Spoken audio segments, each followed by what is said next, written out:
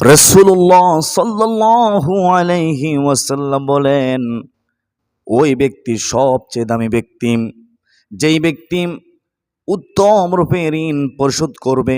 বলুন না সুবহানাল্লাহ। উত্তম রূপে ঋণ যে ব্যক্তি পরিশোধ করবে সে হচ্ছে দামি ব্যক্তি, উত্তম ব্যক্তি। বলুন না সুবহানাল্লাহ। অপর এক হাদিসের মধ্যে আছে, রাসূলুল্লাহ সাল্লাল্লাহু আলাইহি ওয়াসাল্লাম বলেছেন, যে ব্যক্তি ঋণ পরিশোধ করতে চাইবে না, তার সামর্থ্য আছে ঋণ পরিশোধ করার, কিন্তু সে চেষ্টা করে না, অবহেলা করে, রাসূলুল্লাহ সাল্লাল্লাহু আলাইহি ওয়াসাল্লাম বলেন, সে যেন কবিরা গুনাহ করলো। নাউজুবিল্লাহি মিন যালিক। ঋণ বড় মারাত্মক বোঝা। ঋণ আপনি রাখবেন না, ঋণ পরিশোধ করার চেষ্টা করবেন। হাদিসের মধ্যে আছে, কেউ যদি শহীদ হয়ে যায় তারপরেও ঋণের বোঝা মাফ করা হয় না। তো ঋণ পরিশোধ করার চেষ্টা করবেন। অনেকে আছেন ঋণ পরিশোধ করার চেষ্টা করতেছেন কিন্তু কোনোভাবেই ঋণ পরিশোধ হচ্ছে না। আমি গুনাহগার। আপনাদেরকে আজকে এমন একটি দোয়ার কথা বলে দেব, যেই দোয়াটি আপনারা যদি সঠিকভাবে পড়তে পারেন, ইনশাআল্লাহ আজ্জাওয়াজাল্লাহ বিন্দু মাত্র সন্দেহ নেই, অবশ্যই আপনার ঋণ পরিশোধ হবে। আপনার যত টাকা ঋণ থাকুক না কেন, ইনশাআল্লাহ আপনার সংসার থেকে অভাব অনটন দূর হবে, রিজিকের পথ প্রশস্ত হবে। প্রিয় দিন মুসলমান ভাই বোনেরা, যদি আপনারা জানতে চান, শিখতে চান কোন দোয়াটি পড়বেন, কতবার পড়বেন, কেউ পড়বেন, তাহলে আজকের এই গুরুত্বপূর্ণ আলোচনাটি শুরু থেকে শেষ পর্যন্ত মনোযোগ দিয়ে শুনতে হবে। আল্লাহ রাব্বুল আলামিন আপনাদেরকে আজকে গুরুত্বপূর্ণ আলোচনাটি মনোযোগ দিয়ে শোনার তৌফিক দান করুন। সকলে বলি আল্লাহুম্মা আমিন। প্রিয় দিন মুসলমান ভাই বোনেরা, এই দোয়াটি এমন এক মর্যাদাপূর্ণ দোয়া, ফজিলতপূর্ণ দোয়া, যে দোয়াটি পড়লে স্বয়ং আল্লাহ রাসূল সাল্লাল্লাহু আলাইহি ওয়াসাল্লাম বলেছেন, মহান আল্লাহ তাআলা নিজে ঋণ পরিশোধ করার জিম্মাদার গ্রহণ করবেন। তিরমিজি শরীফের মধ্যে এই হাদিসটি রয়েছে। আমরা প্রথমত হাদিসটি শুনে নেই, তারপরে এই দোয়াটি কতবার পড়বেন, কখন পড়বেন, কেউ পড়ুন বলে দেবে ইনশাআল্লাহ।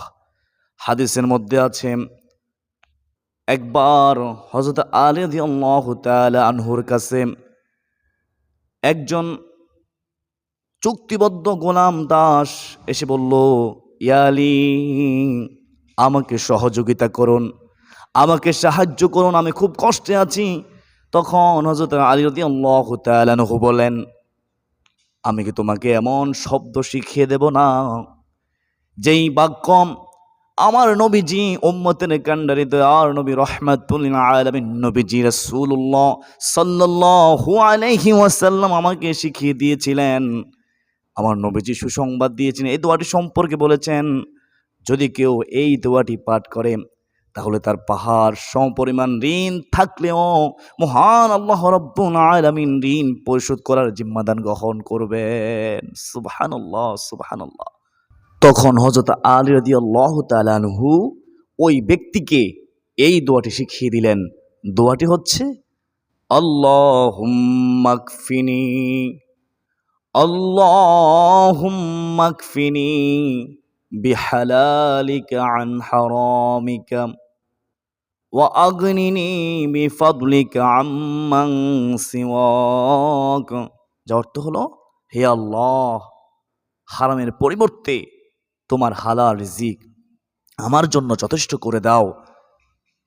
হে আল্লাহ, তুমি ছাড়া কারো মুখাপেক্ষা আমাকে করো না, তোমার স্বীয় অনুগ্রহ দ্বারা আমাকে সচ্ছলতা দান করো। আল্লাহুম্মা আমিন। কত সুন্দর দোয়া, কত সুন্দর দোয়ার অর্থ। যখন দোয়াটি পড়বেন, এই অর্থটি আপনি স্মরণে রাখবেন। সাহায্য চাইবেন কার কাছে? আল্লাহর কাছে, দৃঢ় বিশ্বাস রেখে। আল্লাহুম্মা কফিনি বিহালালিকা আন হারামিকা ওয়া আগনিনি বিফাদলিকা আম্মান সিওয়াক। যখন হযরত আলী রাদিয়াল্লাহু তাআলা আনহু ওই ব্যক্তিকে এই দোয়াটি শিখিয়ে দিলেন, তখন থেকে ওই ব্যক্তি এই দোয়াটি পড়া শুরু করে দিয়েছে। কয়েকদিন যাওয়ার পরে আল্লাহ রাব্বুল আলামিন তাকে সাহায্য করেছে, তার অভাব দূর হয়েছে, তার কষ্ট দূর হয়েছে। তো আমরাও যদি বিশ্বাস রেখে এই দোয়ার আমল করতে পারি, আমাদের অভাব দূর হবে, কষ্ট দূর হবে, ঋণ পরিশোধ হবে, আল্লাহ তাআলা আমাদেরকে সাহায্য করবেন। তো আমাদের উচিত এই দোয়াটির আমল করা, এই দোয়াটি শিক্ষা, নিজেও পড়বো, অপরকেও পড়ার জন্য উৎসাহিত করবো ইনশাআল্লাহ। প্রিয়দিন মুসলমান ভাই বোনেরা, সারাদিন যদি দোয়াটি নাও পড়তে পারেন, কমপক্ষে প্রতিদিন আপনি মাগরিবের নামাজের পরে এই দোয়াটি পড়ার চেষ্টা করবেন। এখন শুনুন কীভাবে পড়বেন। প্রথমত মাগরিবের নামাজের ফরজ আদায় করবেন। ফরজ আদায় করার পর আপনি প্রতিদিন মাগরিবের পরে যে ওজিফাগুলো পড়েন, প্রত্যেক ফরজ নামাজের পরে ওই ওজিফাগুলো প্রথমত আদায় করে নেবেন। তারপরে মুনাতের পূর্বে দুরূদ শরীফ পড়ে আপনি তো মুনাত দেন, তো দুরূদ শরীফ পড়ার পূর্বে আপনি এই দোয়াটি 7 বার পড়বেন। এই দোয়াটি কতবার পড়বেন? 7 বার পড়বেন। মহব্বতের সাথে পড়বেন, বিশ্বাস রেখে পড়বেন। বিশ্বাস রাখবেন অন্তরের মধ্যে যে আমার আল্লাহ, আমার নবীজি যেহেতু বলেছেন সেহেতু সত্য, আমার অভাব দূর হবে, আমার ঋণ পরিশোধ হবে, আমার আল্লাহ আমাকে সাহায্য করবেন, আমার ঋণ পরিশোধ জিম্মাদার সঙ্গে আল্লাহ তাআলা নেবেন। এই বিশ্বাস রেখে কিন রেখে দোয়াটি পড়ার চেষ্টা করবেন ইনশাআল্লাহ। প্রিয় মুসলমান ভাই বোনেরা, তো তারপরে 7 বার এই দোয়াটি পড়ার পরে দুরূদ শরীফ পড়বেন। দুরূদ শরীফ পড়ার পর আপনি 2 হাত প্রসারিত করে ওই মাগরিবের পরে মুনাত করবেন। মুনাত করে মুনাতের মধ্যেও চোখের পানি ছেড়ে দিয়ে বিশ্বাস রেখে কিন রেখে মহান আল্লাহ তাআলার কাছে দোয়ার মাধ্যমে সাহায্য চাইবেন। আমার বিশ্বাস যদি চাওয়ার মতো চাইতে পারেন, এই দোয়ার মাধ্যমে আল্লাহ তাআলার কাছে সাহায্য, অবশ্যই আপনার অভাব দূর হবে। সংসার থেকে আপনার অভাব দূর হয়ে যাবে, আপনার ঋণ পরিশোধ হবে, রিজিক প্রশস্ত হবে ইনশাআল্লাহ আজ্জা ওয়া জাল্লাহ। প্রিয় দিনের মুসলমান ভাই বোনেরা, মনে রাখবেন দোয়া ও আমল করলে পূর্ব শর্ত হচ্ছে হারাম থেকে বেঁচে থাকা। অবশ্য হারাম থেকে বেঁচে থাকতেই হবে। আপনি যদি হারাম ভক্ষণ করেন আর আপনি যদি এই দোয়ার আমল করতেই থাকেন জীবনভর, তাহলেও আপনার দোয়া কবুল হবে না। এটা অবশ্যই মনে রাখবেন। তো আমাদের প্রত্যেকের উচিত হবে হারাম থেকে বেঁচে থাকা, হালাল খাদ্য গ্রহণ করা। আল্লাহ তুমি আমাদেরকে বোঝার তৌফিক দান করো। সকলে বলি আল্লাহুম্মা আমিন। প্রিয় মুসলমান ভাই বোনেরা, অনেকে প্রশ্ন করতে পারেন আমরা কতদিন পর্যন্ত এই প্রযুৎপূর্ণ দোয়ার আমল করব। আমি গুণাগার আপনাদেরকে বলতেছি, শুনেন, আপনি যতদিন ইচ্ছা ততদিন এই দোয়ার আমল করতে পারেন। শুধু কোনো মাগরিবের পরে পড়তে হবে না, আপনি চাইলে যে কোনো নামাজের পরে আপনি এই দোয়ার আমল করতে পারেন। তো সারাদিন যদি নাও করতে পারেন, তবে 24 ঘন্টার মধ্যে একটি সময় হলেও আপনি এই দোয়ার আমল করার চেষ্টা করবেন মাগরিবের পরে। প্রিয় দিন মুসলমান ভাই বোনেরা, তবে একটানা 7 দিন আপনি এই দোয়া পড়ার চেষ্টা করবেন। যদি আপনি একটানা 7 দিন করেন, তারপর আপনি নিজ চোখে ফলাফল দেখে অবাক হয়ে যাবেন। আর শর্ত হলো আপনাকে কাজের প্রতি মনোযোগ দিতে হবে। আপনি ব্যবসা করতেছেন, আপনি সৎভাবে ব্যবসা করতে হবে। আপনি কৃষিকাজ করতেছেন, আপনি মনোযোগ সহকারে, ধৈর্য সহকারে, আল্লাহর উপর ভরসা করে কাজ করতে হবে, ধৈর্য রাখতে হবে। যেই কাজ করতেছেন, চাকরি করতেছেন, ধৈর্য রাখুন, মনোযোগ দিয়ে কাজ করুন, সৎভাবে কাজ করুন, চাকরি করুন ইনশাআল্লাহ। আর যদি দোয়াটি পড়তে পারেন সাথে সাথে, তাহলে আপনার কাজের মধ্যে বরকত দিয়ে আল্লাহ রাব্বুল আলামিন আপনাকে সাহায্য করবেন। আপনার ঋণ পরিশোধ হবেই হবে ইনশাআল্লাহ। অনেকে আছে হাজার হাজার টাকা ইনকাম করে, তারপরে ঋণ পরিশোধ হচ্ছে না, সবসময় ঋণগ্রস্ত থাকে। তো আমি তাদেরকে বলবো দোয়াটি আমল করুন, ইনশাআল্লাহ আপনার ঋণ পরিশোধ হবে। মহান আল্লাহ তাআলা আমাদেরকে সাহায্য করবেন। প্রিয় দিন মুসলমান ভাই বোনেরা, চলুন আমরা কয়েকবারে দোয়াটি পড়ে নিই একসাথে অর্থ সহকারে।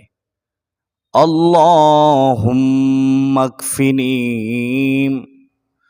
আল্লাহুম্মা কফিনি বিহালালিকা আন হারামিকা ওয়া আগনিনি বিফাদলিকা আম্মান সিওয়াক।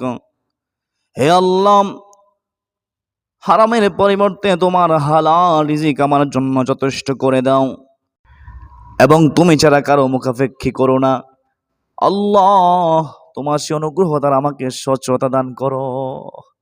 আল্লাহুম্মা কফিনি বিহালালিকা আন হারামিকা ওয়া আগনিনি বিফাদলিকা আম্মান সিওয়াক। পড়ুন আমার সাথে, আল্লাহুম্মা কফিনি বিহালালিকা আন হারামিকা ওয়া আগনিনি বিফাদলিকা আম্মান সিওয়াক।